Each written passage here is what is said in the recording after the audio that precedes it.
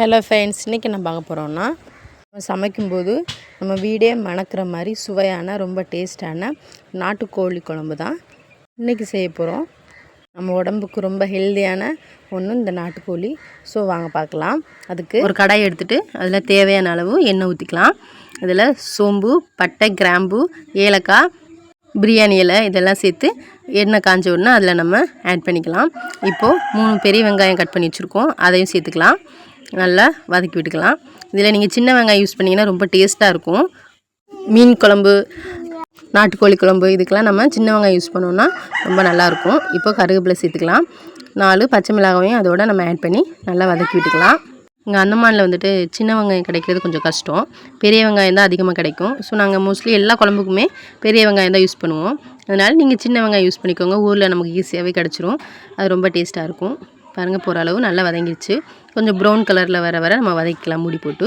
இப்போது இஞ்சி பூண்டு பேஸ்ட்டை வந்து அதில் ஆட் பண்ணிக்கலாம். அதையும் நல்லா மிக்ஸ் பண்ணி விட்டுக்கலாம். நம்ம இஞ்சி பூண்டு பேஸ்ட் போட்ட உடனே அதை சிம்மில் வச்சு கொஞ்சம் நம்ம வதக்கணுன்னா அடி பிடிக்காமல் இருக்கும். இல்லாட்டி ஸ்பீடில் வச்சுருந்தோன்னா அடி பிடிச்சிரும். ஸோ பார்த்து வதக்குவோம். இப்போது 2 தக்காளி கட் பண்ணி வச்சுருக்கோம், அதையும் சேர்த்து வதக்கிடலாம்.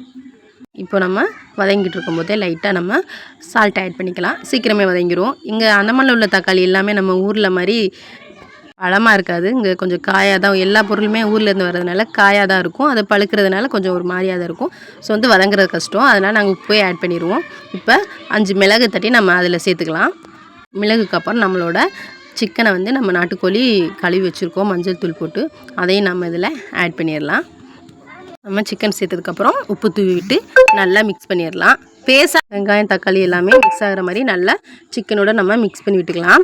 இப்போ வந்து நம்ம இடையில கரெக்டாக உப்பு பார்த்துக்குவோம். ஒரு பாதி உப்பு இருந்தால் நமக்கு ரொம்ப டேஸ்ட்டாக இருக்கும். இல்லாட்டி சிக்கனில் உப்பு இல்லாத மாதிரி இருக்கும். ஸோ வந்து உப்பை பார்த்து வச்சுக்கலாம். எங்களோட கோழியில் வந்துட்டு இந்த முட்டை இருந்தது, அதை வந்து நாங்கள் தனியாக எடுத்து வச்சிட்டோம்.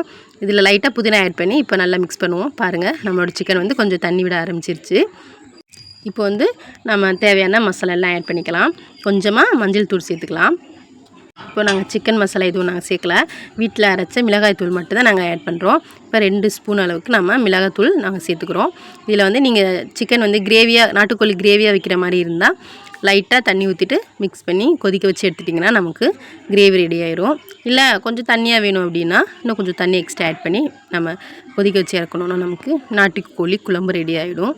கொஞ்சம் நேரம் இந்த மசாலையிலே நம்ம வேக வச்சிடலாம். பாருங்கள், எண்ணெய் ஓரளவு பிரிஞ்சு வந்துருச்சு. இந்த டைமில் தான் நம்ம வந்து தண்ணி அதிகமாக ஆட் பண்ணுறது, இல்லை கிரேவிக்கு வேணும்னா கம்மியாக ஆட் பண்ணுறது நம்ம இந்த டைமில் தான் நம்ம செஞ்சிடணும். பாருங்கள், கொஞ்சம் கொதி வர்றதுக்கு முன்னாலே நம்ம இந்த முட்டையை ஆட் பண்ணிக்கலாம். இப்போது நல்லா கொதிச்சிருச்சு.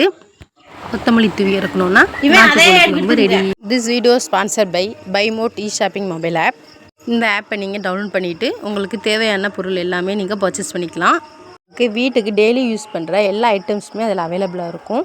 சர்ஃப், சோப், ஆயில், பேஸ்ட் இந்த மாதிரி எல்லாமே அங்கே கிடைக்கும். நீங்கள் கண்டிப்பாக போய்ட்டு பேஜ் கண்டிப்பாக செக் பண்ணுங்கள். என்னென்ன ப்ராண்டில் வேணுமோ அந்த ப்ராண்ட் எல்லாமே அங்கே அவைலபிளாக இருக்கும். ஸோ கண்டிப்பாக செக் பண்ணி பாருங்கள்.